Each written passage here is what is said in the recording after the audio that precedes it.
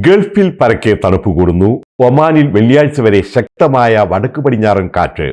ഇന്നു മുതൽ വരുന്ന വെള്ളിയാഴ്ച വരെ ഒമാനിൽ പരക്കെ ശക്തമായ കാറ്റടിക്കുമെന്നാണ് ദേശീയ കാലാവസ്ഥാ കേന്ദ്രം മുന്നറിയിപ്പ് നൽകുന്നത്. മുസന്തം തീരങ്ങളിലും അറബിക്കടലിന്റെ തീരങ്ങളിലും 2.5 മീറ്റർ ഉയരത്തിൽ വരെയുള്ള തിരമാലകൾക്ക് സാധ്യതയുണ്ട്. മരുഭൂമിയിലും തുറസായ സ്ഥലങ്ങളിലും പൊടിക്കാറ്റിനും സാധ്യതയുണ്ട്.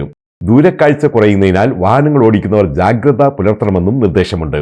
UAEയിൽ ഇന്ന് രാവിലെ പരക്കെ നേരിയ തോതിൽ മഴ അനുഭവപ്പെട്ടു. ആകാശം മേഘാവൃതമാണ്. വരും ദിവസങ്ങളിലും തണുപ്പ് കൂടാനാണ് സാധ്യത. UAEയുടെ ആശയവിനിമയ ഉപഗ്രഹമായ തുറയ 4 ഈ മാസം അവസാനം വിക്ഷേപിക്കും. 2 മാസത്തിനകം 2 ഉപഗ്രഹങ്ങൾ വിക്ഷേപിക്കാനാണ് തീരുമാനം. ആശയവിനിമയത്തിന് സഹായകമാകുന്ന തുറയ 4 സാറ്റ് ഉപഗ്രഹം ഈ മാസം അവസാനവും കൂടുതൽ വ്യക്തതയുള്ള ചിത്രങ്ങൾ പകർത്താൻ കഴിവുള്ള MBSAT സാറ്റ് വരുന്ന ജനുവരിയിലും വിക്ഷേപിക്കും. ദുബൈയിലെ എല്ലാ മാധ്യമപ്രവർത്തനങ്ങളും ഇനി മുതൽ മീഡിയ കൗൺസിലിന് കീഴിൽ. പ്രത്യേക വികസന മേഖലകളും ദുബായ് ഇന്റർനാഷണൽ ഫിനാൻഷ്യൽ സെന്റർ പോലെയുള്ള ഫ്രീ സോണുകളും ഉൾപ്പെടെ ദുബായിലുടനീളമുള്ള മാധ്യമപ്രവർത്തനങ്ങൾക്കുള്ള റെഗുലേറ്ററി അതോറിറ്റിയായി ദുബായ് മീഡിയ കൗൺസിലിനെ നിയോഗിച്ചുകൊണ്ടാണ് 2024 66 നമ്പർ ഡിഗ്രി പുറപ്പെടുവിച്ചത്. ഇതോടൊപ്പം ദുബായ് ഫിലിം ആൻഡ് TV കമ്മീഷനെ ദുബായ് ഡെവലപ്മെന്റ് അതോറിറ്റിയിൽ നിന്ന് മാറ്റി മീഡിയ കൗൺസിലിന് കീഴിലേക്ക് കൊണ്ടുവരാനുള്ള ഭേദഗതിയും പുറപ്പെടുവിച്ചിട്ടുണ്ട്. കുട്ടികൾ ബാൽക്കണിയിൽ നിന്നും വീഴുന്ന അപകടം രക്ഷിതാക്കൾ ജാഗ്രത പാലിക്കണമെന്ന് പോലീസ്. കുട്ടിയെ വീട്ടിലോ ബാൽക്കണിയിലോ തനിച്ചാക്കരുതെന്നും ബാൽക്കണിയിലേക്കുള്ള വാതിൽ എപ്പോഴും അടച്ചിട്ടുണ്ടെന്ന് ഉറപ്പുവരുത്തണമെന്നും പോലീസ് മുന്നറിയിപ്പ് നൽകുന്നു. ജനലുകൾക്കും ബാൽക്കണിയിലേക്കുള്ള വാതിലുകൾക്കും ശരിയായ സുരക്ഷാ ലോക്കറുകൾ സ്ഥാപിക്കണമെന്നും ഇവയ്ക്കടുത്ത് കുട്ടികൾക്ക് കയറി നിൽക്കാൻ കഴിയുന്ന ഫർണിച്ചറുകൾ, ഏണികൾ എന്നിവ ഇല്ലെന്ന് ഉറപ്പാക്കണമെന്നുമാണ് നിർദ്ദേശം.